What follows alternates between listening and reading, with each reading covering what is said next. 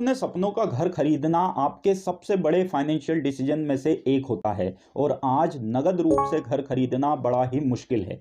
इसलिए लोग बैंक या हाउसिंग फाइनेंस कंपनी से होम लोन लेकर ही घर खरीद पाने में सक्षम होते हैं। लेकिन क्या आप जानते हैं कि पहली बार घर खरीदने के लिए होम लोन लेने में आपको किन किन बातों का ध्यान रखना बेहद ज़रूरी है।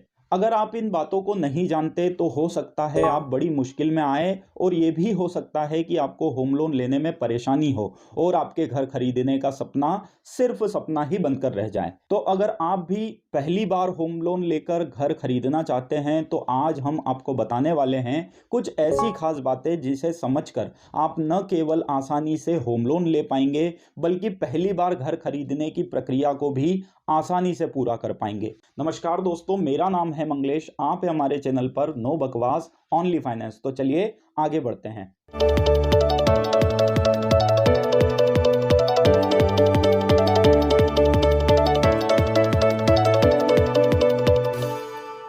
दोस्तों, अगर आप होम लोन लेने का सोच रहे हैं तो आपके लिए ज़रूरी है कि उसकी संपूर्ण जानकारी आपके पास हो। आखिरकार आप एक ऐसी बड़ी जिम्मेदारी लेने जा रहे हैं जो आपको कई सालों तक निभानी है और ये जिम्मेदारी तब तक रहेगी जब तक आपके द्वारा लिया गया लोन पूरी तरह से खत्म नहीं हो जाता।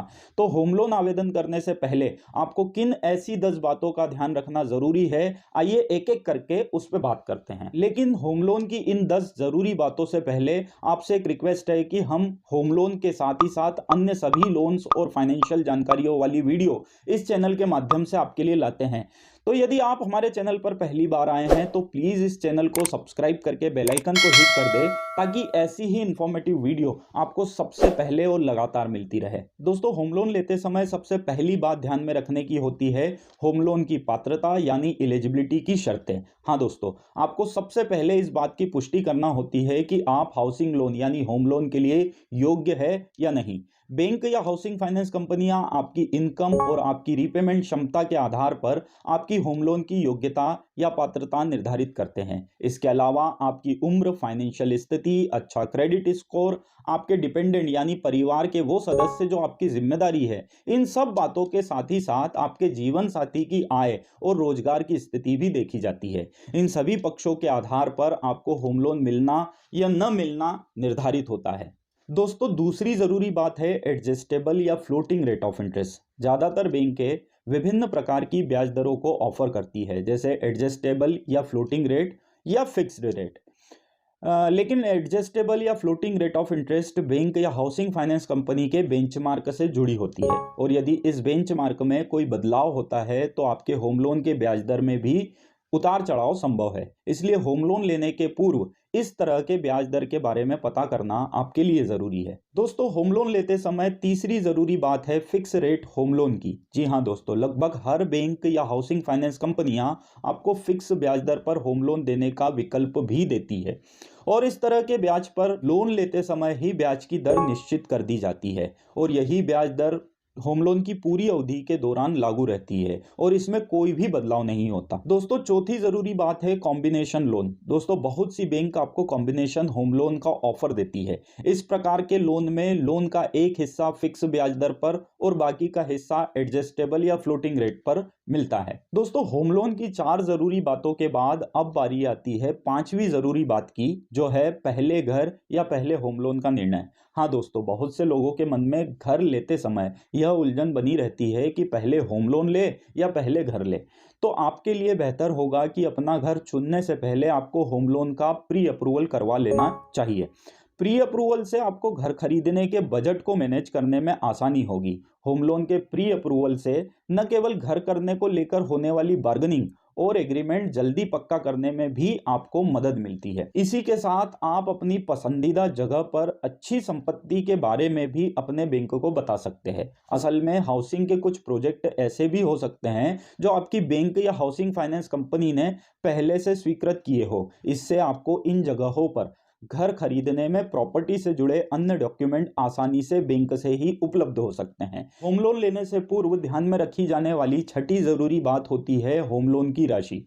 हाँ दोस्तों, ज़्यादातर बैंक या हाउसिंग फाइनेंस कंपनियां एनएचबी की गाइडलाइन के अनुसार आपको होम लोन की राशि स्वीकृत करती है और इस हिसाब से आपको प्रॉपर्टी की वैल्यू का 75 से लेकर 90% तक का लोन उपलब्ध होता है। एक उदाहरण से समझे तो यदि बैंक या हाउसिंग फाइनेंस कंपनी ने किसी प्रॉपर्टी की वैल्यू 50 लाख निर्धारित की है तो आप अधिकतम प्रॉपर्टी की कीमत का 80% यानी 40 लाख तक का होम लोन ले सकते हैं, बशर्ते आप होम लोन की अन्य योग्यताओं को पूरा करते हो। दोस्तों, सातवीं जरूरी बात है होम लोन की लागत। दोस्तों, होम लोन लेते समय आपको उसमें लगने वाले खर्चों को भी ध्यान में रखना चाहिए। इसी के साथ आपको ब्याज, प्रोसेसिंग फीस, अन्य जरूरी खर्चों के साथ ही साथ भविष्य में लगने वाली प्रीपेमेंट पेनल्टी के बारे में भी पता करना जरूरी होता है। होम लोन लेते समय आठवीं जरूरी बात जो आपको ध्यान में रखना होती है वो है ईएमआई या प्री ईएमआई। जी हाँ दोस्तों, ईएमआई का फुल फॉर्म होता है इक्विटेड मंथली इंस्टॉलमेंट, यानी समान मासिक किश्त। आपको यह राशि हर महीने बैंक या हाउसिंग फाइनेंस कंपनी को चुकानी होती है और इस राशि में मूलधन और ब्याज दोनों शामिल होता है। दूसरी ओर प्री ईएमआई की बात की जाए तो यह निर्माणाधीन यानी अंडर कंस्ट्रक्शन प्रॉपर्टी के केसेस में लागू होती है। ऐसी स्थिति में डेवलपर या बिल्डर को मकान के निर्माण की स्टेज के आधार पर टुकड़ों में बैंक लोन की राशि जारी करती है। ऐसे में जितनी लोन राशि का भुगतान किया जा चुका है उसके आधार पर प्री ईएमआई यानी ब्याज का निर्धारण होता है। प्री ईएमआई को लेकर बहुत से लोग परेशान होते रहते हैं क्योंकि मकान बनने में एक निश्चित अवधि का समय लगता है और जब तक मकान का निर्माण पूरा नहीं हो जाता तब तक आपको दी गई लोन राशि के ब्याज का ही भुगतान करना होता है, इसमें मूलधन शामिल नहीं होता। तो प्री ईएमआई के बारे में अच्छे से समझना आपके लिए बहुत जरूरी है। दोस्तों, अभी तक हमने आपको होम लोन लेते समय 8 ऐसी बातों को बताया जो आपको ध्यान में रखना बहुत जरूरी है, लेकिन आगे 2 ऐसी जरूरी बातें हैं जिनको जाने बगैर आपको होम लोन मिलना संभव ही नहीं है। तो उन 2 बातों को बताने से पहले आपसे रिक्वेस्ट है कि यदि होम लोन से जुड़ी यह 8 बातें आपको समझ आई और आपको लगता है कि यह आपके लिए ज़रूरी थी तो इस वीडियो को एक लाइक ज़रूर करें, ताकि ऐसी ही जानकारी वाली वीडियो लाने का हमारा मोटिवेशन आपके सिर्फ एक लाइक से बना रहे। 9वीं बहुत ज़रूरी बात जो आपको होम लोन लेते समय ध्यान रखना ज़रूरी है वो है होम लोन की अवधि का निर्धारण। हाँ दोस्तों, ज़्यादातर लोग अपनी इच्छा के हिसाब से होम लोन की अवधि की डिमांड बैंक या हाउसिंग फाइनेंस कंपनी से करने लगते हैं, जबकि आपको समझना चाहिए कि होम लोन की अधिकतम अवधि 20 से 30 वर्ष तक होती है और यह आपकी योग्यता और इनकम के आधार पर भी तय होती है। यदि आपकी आय और उम्र के हिसाब से बैंक आपको 10 या 20 वर्ष तक की अवधि तक का होम लोन की स्वीकृति देता है और आप इस अवधि को कम कराना चाहते हैं तो हो सकता है कि आपके होम लोन की राशि में भी कमी आए। लेकिन यहाँ एक और बात ध्यान रखने वाली है कि लंबी अवधि से आपकी किश्तों की राशि कम करने में भी मदद मिलती है। दोस्तों, होम लोन लेते समय सबसे जरूरी और आखिरी बात है डॉक्यूमेंटेशन, जिसके बगैर होम लोन के बारे में सोचना भी गलत होगा। होम लोन के डॉक्यूमेंटेशन 3 टाइप के होते हैं, एक केवाईसी, दूसरे इनकम डॉक्यूमेंट और तीसरे संपत्ति से जुड़े डॉक्यूमेंट। वैसे हर बैंक और हाउसिंग फाइनेंस कंपनी में केवाईसी डॉक्यूमेंट तो एक ही तरह के होते हैं, लेकिन इनकम और संपत्ति के डॉक्यूमेंट अलग अलग हो सकते हैं।